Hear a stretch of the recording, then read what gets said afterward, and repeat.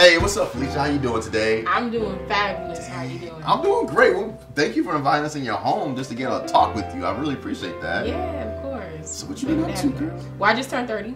What? Yep. Yay! 30 Club.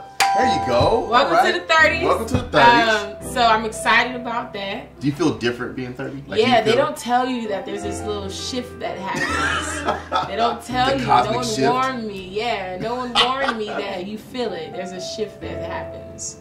Okay, then. And especially, I think in womanhood, you just, something clicks. I wouldn't know nothing about that. I wouldn't know nothing about that. So, right? I don't know what clicks in womanhood. So I've been walking around. I've been looking inside the house, and I noticed some pictures of you playing basketball. Yes. What's up with that? Yeah. Okay. Not everybody knows that, but yes, I did play basketball in college, and I played for Long Beach and East LA, and I loved it. I loved it. It's been 6 years since basketball now.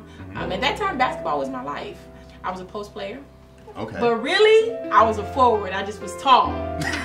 I was a forward. But they had me down in the post with big girls. But because I was fast, I was able to really play the position. But basketball was definitely life for my early 20s. It was all ball.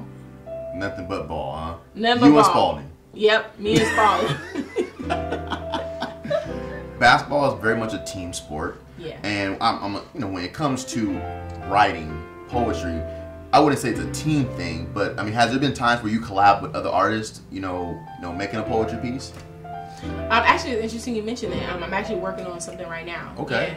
Because in the poetry scene, I haven't really seen, especially in the LA scene, a lot of collaborations. So right now, I'm working on a few different projects to try and collab, because when I have done it, it's turned out phenomenal. Now, if you could ghostwrite for any musical artist in the industry, who would it be?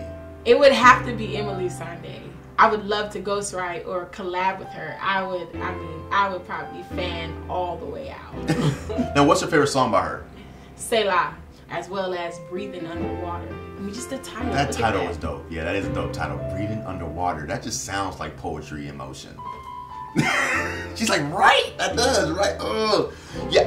Now, it seems like you're a very spiritual person. Yeah. So is a lot of your poems geared towards being more spiritual, or what is the different categories of your poetry?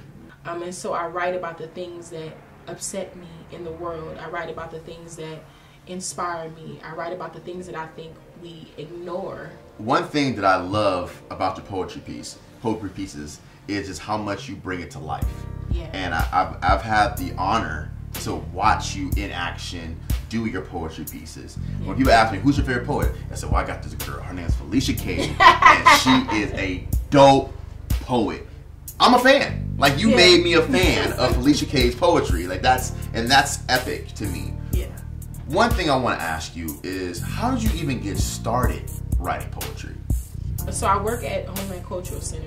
After basketball, I was kind of trying to figure out, because I lost a piece of my identity after I didn't go away to Texas to play.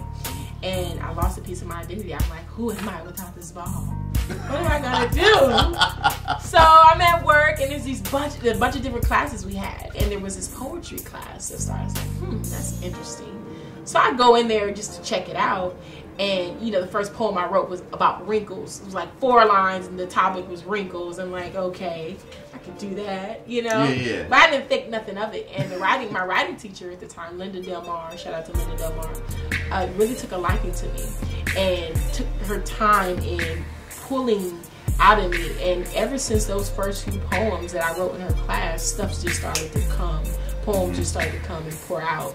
And then she got me into shows. And so that was the first time that I had experienced theater and getting out there and performing. From then on, I've been writing ever since. So in your eyes, do you feel poetry is an outlet that a lot of us don't know about, that they could use to help them, get through whatever they're getting through? Oh, absolutely. Absolutely. Because I think that one of the most powerful tools for breakthrough, especially in communication, is asking the right questions. Got you. And then I believe as well that there's truth. And what happens in poetry a lot of the times is whatever is swirling in the subconscious, whatever truth we're running from is there. It's there. And I think what poetry does is it's an open canvas. When you open that book and you put that pen down to write, there's no one to impress. There's no one that you have to worry about being judged by. And you're forced to be honest.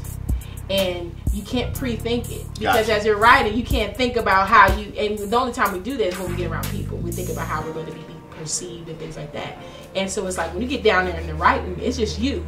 It's just you and that page. And it pulls you to a space of honesty that's healthy because it makes you confront things that you're running from. So, you know what? There's a lot of you, Felicia. You're so bubbly. You have a great personality. And I want the people to know a little bit more about Felicia, some of the fun side of Felicia. So what are some things you love to do for fun?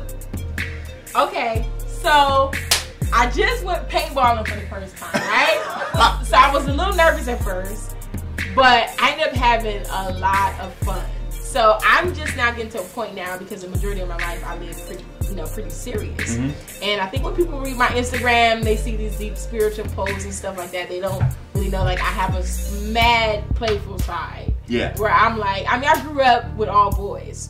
So it was me, I was the only girl with all my cousins. And so all we did was rank, you know. So we cracking jokes all day. So I really have gotten to a space now though where I'm learning how to have fun and not be so serious, you know, and deep in my thought and in the world and boom, right? So I have to ask you this before we get out of here is, can you give us just a snippet of a poetry piece? Just a snippet. All right. There's one that I like to open up with, just to kind of get my blood rushing. And it's kind of cool. Okay. It's called Open the Cage. I unlock my thoughts and let them run free. Void of distraction and off the leash. Ferociously dipping through spiritual dimensions, hoping to unlock the clues to my existence while others search for higher intelligence when revelation be higher than intellect, but y'all don't hear me though. Internally skinny dipping through ponds of reflection. Pondering revolving doors, getting nauseous from the spinning. Emotionally exhausted from attempting to evaluate the evolution of a queen rising from her hibernation, hungry like I ain't stored enough food for winter. Felicia, people, you don't understand how dope this young woman is. Felicia, thank you for sitting down with us and taking the time out to come on the Come Up. And you are definitely somebody to look up to. You're definitely somebody to inspire to. And you're definitely somebody that's on the come up and on the rise. This is Felicia Cade. You've been watching the Come Up. Feel free to follow me. I am on Instagram at risefelicia_speak.